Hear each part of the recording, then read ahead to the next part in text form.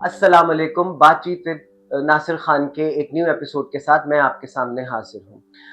ख्वाब हम सब देखते हैं और उनके पूरे होने की दुआएं भी करते हैं, लेकिन मेरा अपना ये मानना है, ये कहना है कि अगर हम उनको पूरा करने के लिए सही वक्त पे सही डायरेक्शन में मेहनत करें तो वो डेफिनेटली पूरे होते हैं और बहुत बेहतरीन तरीके से पूरे होते हैं, क्योंकि खुदा उसमें अपनी बरकत, अपनी रहमत का नुज़ूल करता है। हमारे पास इसकी बेस्ट मिसाल है उरूज फातिमा, जिनको मैंने आज अपने एपिसोड में मेहमान के तौर पे बुलाया है। सो प्लीज वेलकम हर। अस्सलाम वालेकुम उरूज। वालेकुम अस्सलाम। कैसी हैं आप? जी बिल्कुल बहुत शुक्रिया आपने वक्त निकाला, प्रोवाइडेड कि आप यहाँ पे वेकेशन पे हैं और अच्छा खासा बिजी आपका स्केड्यूल चल रहा है, बहुत सारे काम होते हैं करने के, उसमें आपने टाइम निकाला। So I am really thankful. Thank you for having me. कैसा लगता है अब आपको, और जिस पोजीशन पे आप अल्हम्दुलिल्लाह इस वक्त हैं, मैं चाहता हूँ आप खुद शेयर करें हमारे व्यूअर्स के साथ। तो और जहाँ से आपने अपना जर्नी शुरू किया, तो कितने हर्डल्स आए, कैसे पहुंची आप यहाँ तक, वी वांट टू नो। तो जर्नी तो आई थिंक इट्स टोटली आपके अपने एक जहाँ से आप कोई कोई दो इंसानों के अलग अलग मुकाबला नहीं होता। I think for myself a journey is from your point, starting point from point A to wherever you want to go. So I think journey तो बहुत लंबी है। पहले एक कभी नहीं सोचा था इंजीनियरिंग करूंगी। अच्छा, ओके, ये भी नहीं सोचा था। I never ever in my तो फिर ये dreams। कैसे हादसा हुआ? ये इसका एक मेरे ख्याल से सहरा जाता मेरी फ्रेंड के सर पे, क्योंकि वो मुझे बहुत, उसको शौक था एनडी जाने का और किस्मत कुछ, और मुझे कोई शौक नहीं था इंजीनियरिंग। उसका बस एक ख्वाब था कि उसे एनडी में एडमिशन लेना है किसी भी डिपार्टमेंट में। ठीक है।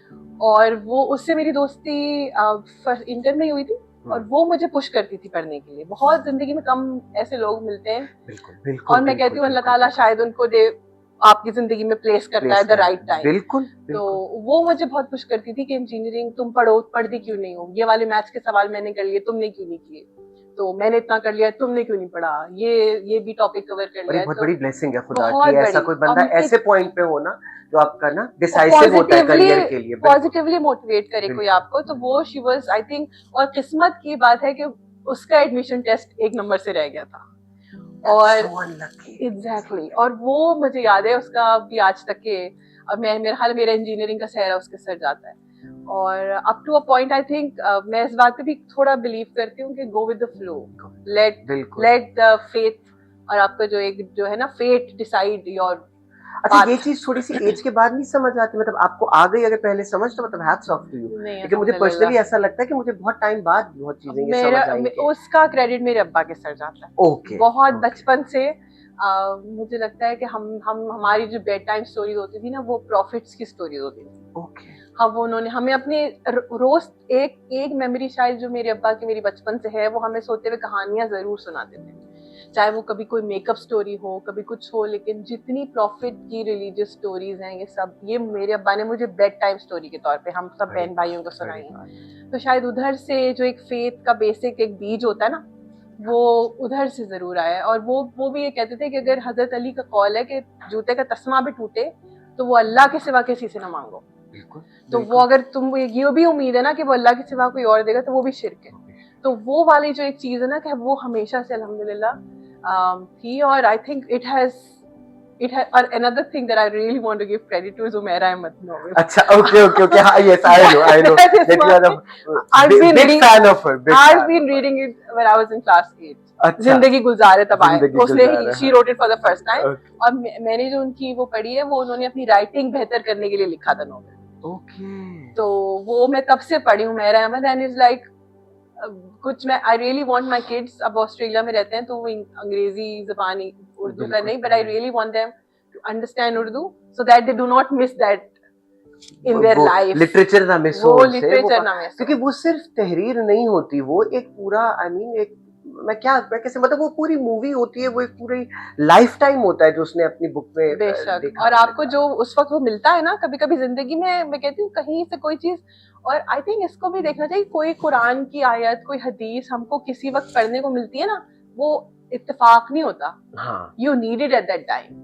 कभी कोई सबक, कोई लेसन, कोई चीज आपको कहीं से मिलती है ना, तो ऐसा बिल्कुल होता है कि कभी अचानक मतलब आउट ऑफ नोवेयर एक चीज सामने आ जाती है, बिल्कुल जैसे पॉपअप होके आजकल आते हैं ना आइकॉन्स और वो सारी चीजें, वो पॉपअप होके आ जाती है। तो अब ये अपनी अपनी सोच होती है, हर एक का दिमाग भी इतना नहीं अल्लाह ने वो उस तरफ जाता, लेकिन जिनका जाता है मैं समझता हूँ अल्लाह की बहुत बड़ी देन है उन पे कि वो समझ आ जाती है कि अल्लाह आपको ये मैसेज देना चाह रहा था इस वक्त कि आपके पास ये बात इस तरह से आई है। बेशक, तो मेरा ख्याल है मेरा सारा कुछ, और फिर इंजीनियरिंग के बाद बस literally go with the flow.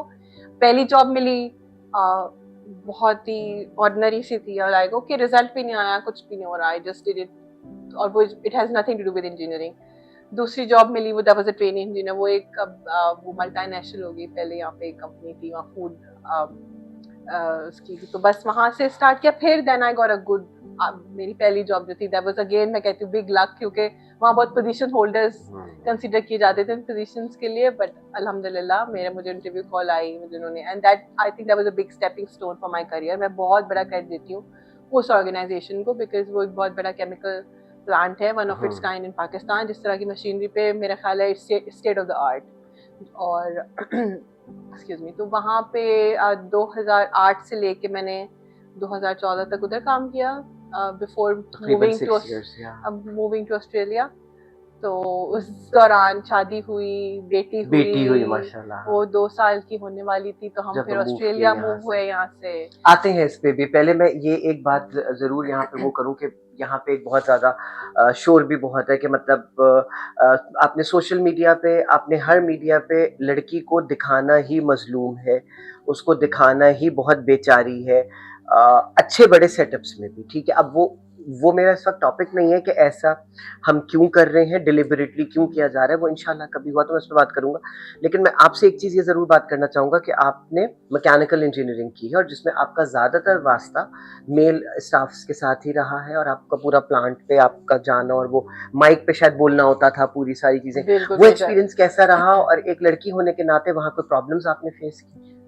मेरा ख्याल है पहली इट वाज, जब मैंने इंजीनियर, वो केमिकल प्लांट है वो पोर्ट कासिम के इलाके में है, वो जाना भी आना भी कभी कभी, बल्कि जब यहाँ पे बेनजीर का वाला इंसिडेंट हुआ था, I was stuck at the plant for 3 nights, I couldn't leave.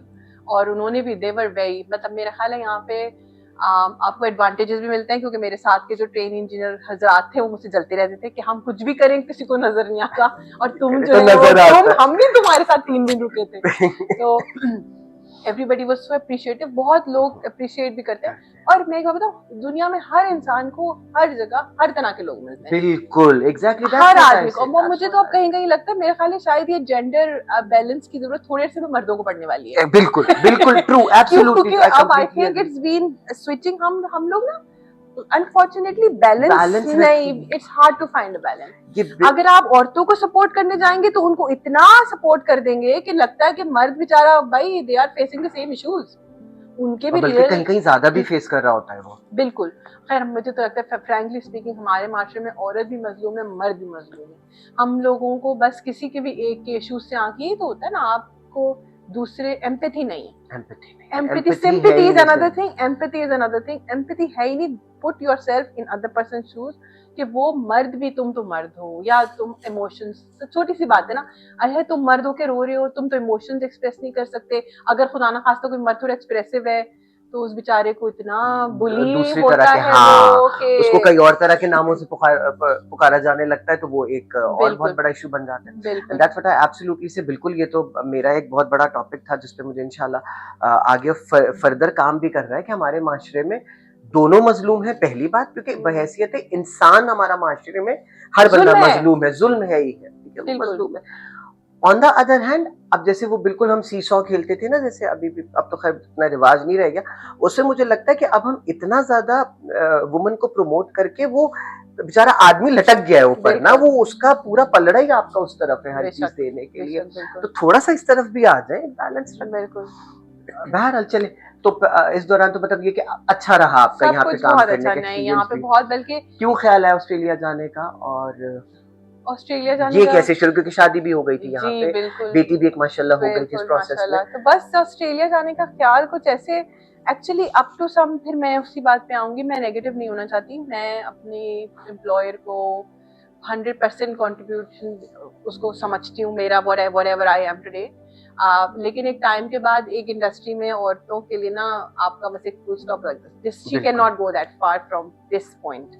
और मेरी बड़ी उस मामले में वो भी होती थी अपने सीनियर से, मेरे जो बॉसेस वगैरह थे, कि मुझे क्यों नहीं प्रमोशन मिली, मतलब मैं वो, and then again I got ये इस तरह का रिस्पॉन्स मिलता था कि जब हम अभी जो है ना हमको अगर किसी दो लोगों को कुछ देना है, even if you are competitive, even if you are deserve, तो हम शायद, और तुम्हारे बराबर का ही एक अगर मेल काउंटर पार्ट जो है वो उतना ही कंट्रीब्यूट कर रहा है तो हम उसको पिक करेंगे, not you, because of this limitation going ahead. You cannot lead a department. अच्छा. You cannot, of course, because I was the only khatoon in the whole department. They cannot make me a department, head नहीं बना सकते, because that's bad. मतलब sheer bias हो गया ये. Exactly. ये वाली एक situation होती है, और जरूर, और लेकिन मैं कहूँगी could be industry specific as well, because मेरी इंडस्ट्री बहुत मर्दाना थी, जिधर आपको, और अक्सर इस इंडस्ट्रीज में हजरात को अच्छा नहीं लगता कि उनकी बॉस एक औरत है. वो तो खैर कहीं भी अच्छा नहीं लगता. दिस इज, आई थिंक, अभी भी हमारे माशरे में एक बाइस है. वो तो है, वो तो अपनी जगह, वो तो वहीं पे we all have a very long way to go. बहुत सारी चीजों में भी have a long way to go. मतलब हमारा ये है कि बड़ी हद हम कुछ तहजीबी याफ्ता जो वर्क प्लेसेस एनवायरमेंट्स है वहाँ पे इज्जत बहुत कर लेंगे, सब कर लेंगे, लेकिन हम फिर भी ये बर्दाश्त कभी नहीं करेंगे कि वो हमें लीड करे या वो हमें ये बताए. वो फौरन हमारी इज्जत पे बात आ जाएगी. इवन ड्राइविंग में हम अब कहीं कहीं मुझे फिर दिख जाता है, वरना आज से कुछ साल पहले तक तो ये बहुत बड़ी हद तक और किसी भी आदमी के लिए शर्मनाक समझा जाता था कि खातून ड्राइव कर रही है और वो साथ बैठे हुए हैं, जबकि इसमें शर्म की हरगिज कोई बात नहीं है. क्या पता आपको ड्राइविंग नहीं आती, अगर नहीं भी आती तो भी आप इंसान हैं, बराबर के मर्द हैं, कोई मसला नहीं है. ऑन द अदर हैंड आप किसी तकलीफ में भी हो सकते हैं. कुछ नहीं तो आप थके हुए तो हो ही सकते हैं कि आप सुबह से रात तक ऑफिस से काम करके आए हैं, आपको भी है तो चलो एक घंटे का अगर कोई काम है वो अगले ने कर लिया, लेकिन ये तो है बहरहाल. तो ये एक पार्ट बना निकलने का यहाँ से. बिल्कुल, that was one of the biggest reason, I think.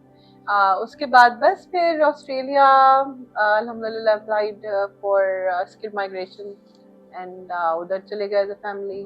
बस फिर वहाँ जाके एक नई life, it was not easy as well. नहीं, मैं भी इसी पे मैंने आपसे बात करनी थी कि ट्रांजिशन था, बहुत बड़ा था, क्योंकि स्पेशली हम जैसे लोग जो पैदा होके पले बड़े पाकिस्तान में ही हैं, उनको एक अच्छी उम्र के बाद, मतलब ज़ाहिर बात है आपने पढ़ाई कर ली पूरी, आपकी मतलब पोस्ट ग्रेड एजुकेशन भी इधर हो गई, आपने जॉब कर ली काफ़ी साल, शादी हो गई, घर ससुराल बच्चे होकर उसके बाद आपको बिल्कुल से एक नई जगह पे जाके रहना पड़े, तो वो तो आपके लिए दुनिया ही दूसरी है ना, क्योंकि आप कंप्लीटली उसके साथ जो है वो अडाप्ट कर चुके होते हैं अपने एनवायरनमेंट में, चाहे जितनी भी गंदगी है, चाहे जितनी भी प्रॉब्लम्स है.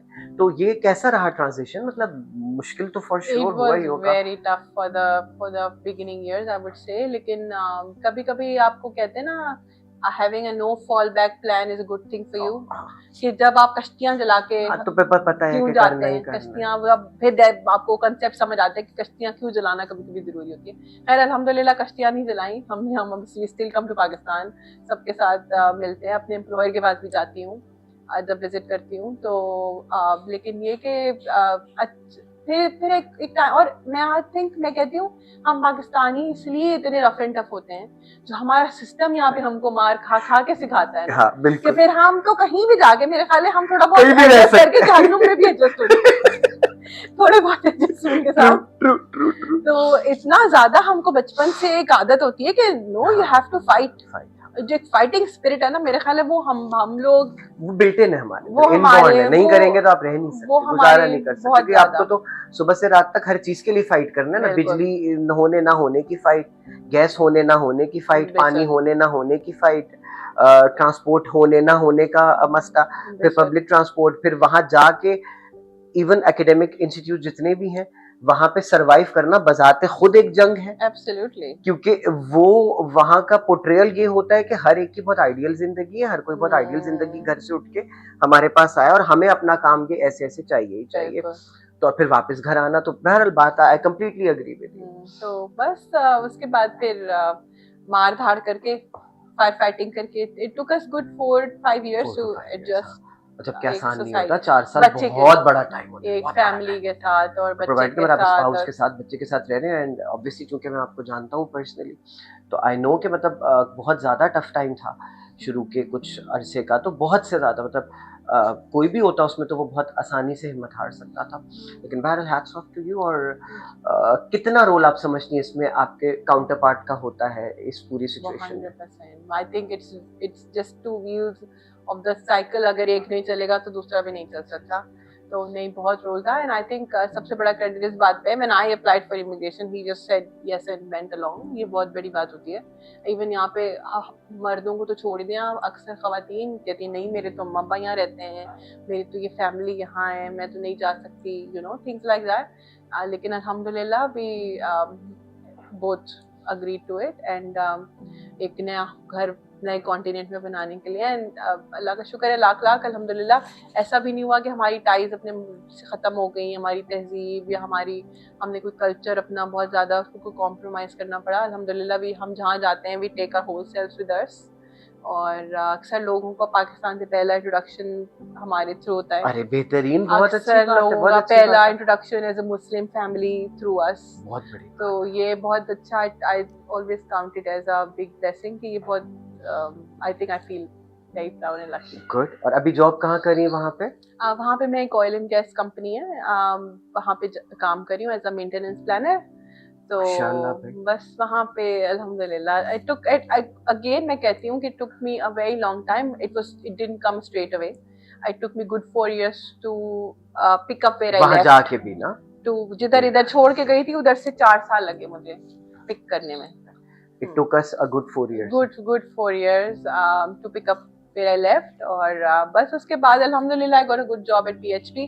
वहाँ थोड़ा बहुत माइनिंग, यहाँ पेट्रोकेमिकल में काम करके गई थी, वहाँ 1 साल माइनिंग की ओवरहॉल प्लानिंग की।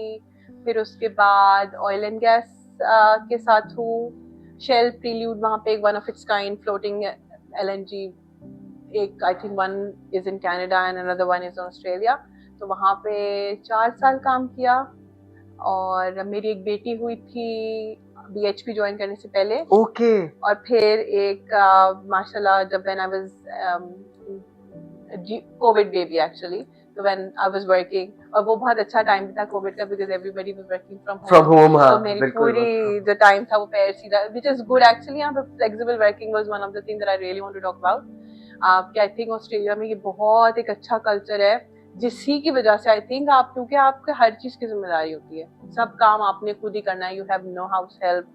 तो बस एक फ्लेक्सिबल वर्किंग कल्चर की वजह से you are able to manage everything, घर बच्चे। तो मेरा बेटा जो है वो 2021 में हुआ है। उसके बाद आई टुक 1 year मैंने पेरेंटल लीव ली थी, मैं मैटरनिटी लीव। बस उसके बाद से फिर अब मैं वुडसाइड के साथ हूँ, जहाँ जो कि अब BHP और उनका मर्जर हो गया। So they are I think right now the biggest, one of the biggest oil and gas company in Australasia and Canada। yes obviously it is। तो satisfied है अभी तक की लाइफ से? अल्हम्दुलिल्लाह। मेरा ख्याल है अगर मैं अगेन वही बात भी, if I look back my life, जब मैं कहती हूँ ना go with the flow, मैं अगर अपनी जिंदगी शायद लिखती तो वो ऐसी नहीं होती जैसी अभी मैं उससे इतनी मुतमईन, इतनी अच्छी मैं भी नहीं लिख सकती थी। वो तो खैर अगर मेरे अपने हाथ में, खुदा से बेहतर तो हम अपने हाथ में को पेन दे के कहता कि अपनी जिंदगी के बारे में where you want to be in next 20 years, तो शायद मैं इतना परफेक्टली लेड आउट प्लान नहीं हो सकता। अल्हम्दुलिल्लाह आई थिंक अल्लाह ताला has been really really kind. और बस अल्लाह से दुआ है कि अल्लाह ताला आगे भी बहुत अच्छा रखे। और बस मेरी तो ख्वाहिश ये थी कि आपके इसी ट्रिप के दौरान एक दिन आपके हस्बैंड के साथ भी कर लिया जाए, आप लोगों का साथ, मतलब एज अ कपल। क्या आई मीन यू नो काफी टाइम हो गया अब शादी को? 15 साल माशाल्लाह, a big time with 3 kids all together.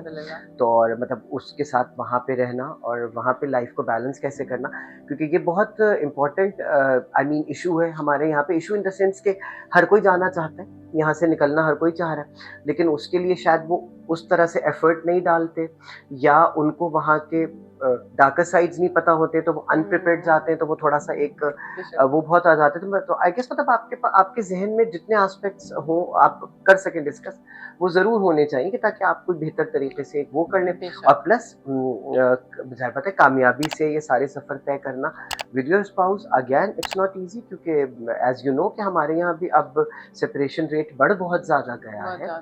तो थोड़ा सा हम इस बारे में भी जरूर ज़रूर बात करना चाहेंगे। तो इंशाल्लाह सी यू नेक्स्ट टाइम सून। सी या guys, thank you so much for your time, और इंशाल्लाह हम जल्दी दोबारा मुलाकात करते हैं उरूद फातिमा की से दोबारा अपने हस्बैंड के साथ। Thank you so much.